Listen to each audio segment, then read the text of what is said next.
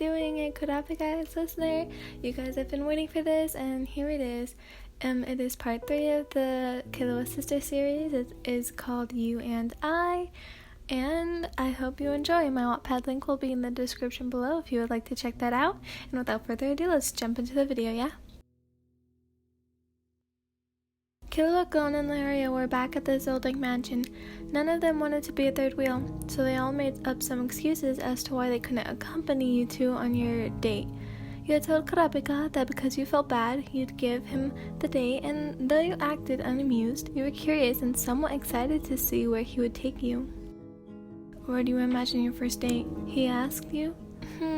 You thought, placing your fingers on your chin. I don't know, you bluntly said. You don't know, he asked, turning to face you. You shook your head. Nope. Have you ever thought about it? He asked. This time you really had to think. Looking into your past, you remembered the day your childhood crush asked you out. You two wandered into a garden a few miles west and got lost. I don't know, you said again. Then I guess it's my job to show you. You blushed at this. It's not like I like you, you said, closing your eyes and crossing your arms. Oh, okay, sure. Excuse me? Oh, nothing, Kurapika said, putting his hands up. It's just that. He staggered on for a build-up. He bent down and slid his hand to his side. You were now face to face with him, though you had an unsettling frown to your face, and he had a smirk dangling at will. You're blushing, he whispered. His breath lightly brushed up against yours. This reminded you of the first time you had kissed him, in the hall closet of the hall leading to the family room. He was much persistent back then, and definitely less confident. He changed, but for better or for worse, you thought. He then stood up and changed his expression to a light frown, saying, Oh well, maybe you're not as tough as your persona claims to be.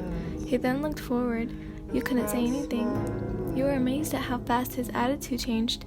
He then turned to you again and whispered, I still like you though. Okay, that was it. You are now walking on pitchforks and playing with fire. But Baka was all that came out.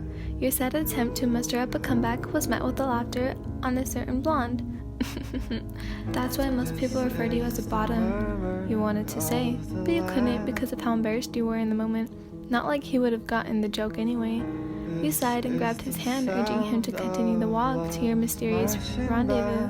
The path was shabby. It had tall grass leaning over, sometimes enough to hit you, which made you scoot closer to Kurapika. The blonde boy found himself flushing over how cutely annoyed you were with the plants. Time and time again, you would stop to bend over with your hands on your knees and question, Are we there yet?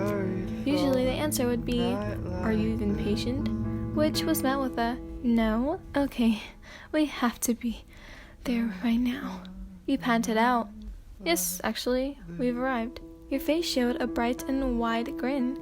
Your smile grew even wider once you saw what was in front of you, where Kurapika had chosen to take you. It was only natural for you to beat with surprise and excitement. Anticipation ran all through your body as there in front of you was a white poster made for outdoor movies.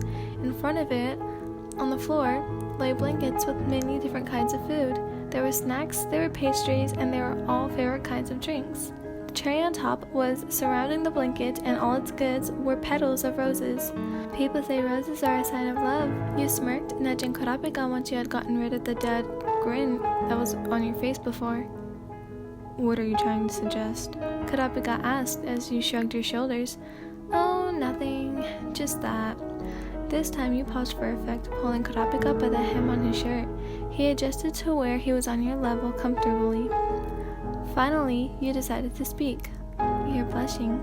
This made Kurapika's eyes go wide. Of course, you would have had a revenge plan. You probably had set it in motion the second he teased you, sooner if possible. Though your little scheme all came together on a whim, it was now done and over with. Your eyes refocused on the beautiful picnic drive-in date that you had been taken on. You and Kurapika took your places at the top of the beautiful YC blanket that held your food. Kurapika went to go set the movie in action, which you had noticed at the beginning.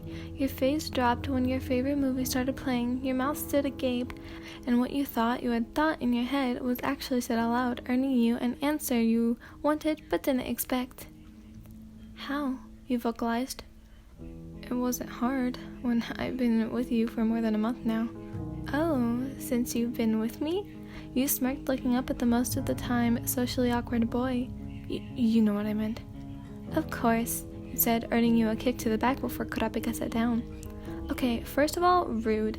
You spat, rubbing your back where the honey blonde had kicked you. It was a light kick, but you were overdramatic and petty. Second off, what did you think I meant? You asked, leaning further than the heavens could. Kurapika started stammering and dragging his words to obviously buy him time to come up with a non-intimate excuse. Yeah, calm down, lover boy. I was only kidding, you assured, smacking him on his back. Something was off with him. He couldn't tell what, but he knew. Ever since he had been dragged into that hall closet, he had been attached to you in some way.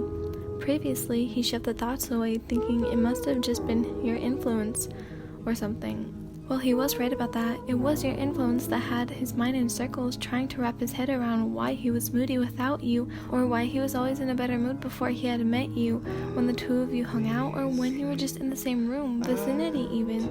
Why was someone like you, a tsundere, an assassin, a killer, replacing his revenge thoughts on something else? No, it wasn't something else, he knew. It was you. He couldn't exactly grasp the situation or reason, but he knew, slowly but surely, he was falling in love. Hey, Kurapika! You whisper shouted in his ear, tugging on his sleeve. What? He questioned, looking down at the girl beside him, in curiosity. Look! You pointed with your free hand. The boy looked over, and what he saw made him smile.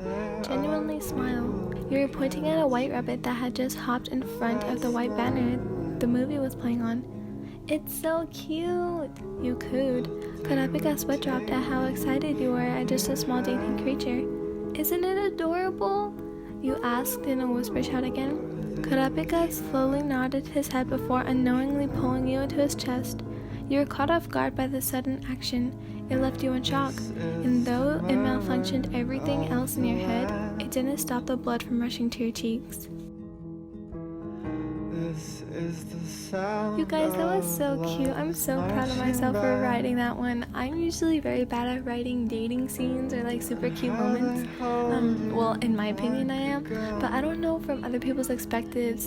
See, I can't even talk straight English. Loves, today I decided to answer the one question that you lot have probably asked yourself many times, and one is ask me, and some of you actually have. So here it goes. I like to do the Queen's accent because I can't really talk well, and when I use the Queen's accent, it is so much more easier to talk freely, and sometimes people will understand me, but I get the message clear across when I use the Queen's accent always.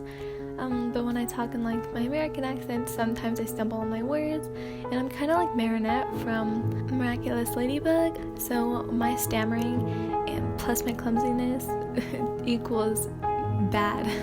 So yeah, anyways, I hope you enjoyed this video. Sorry for the background noise, and yeah, bye loves.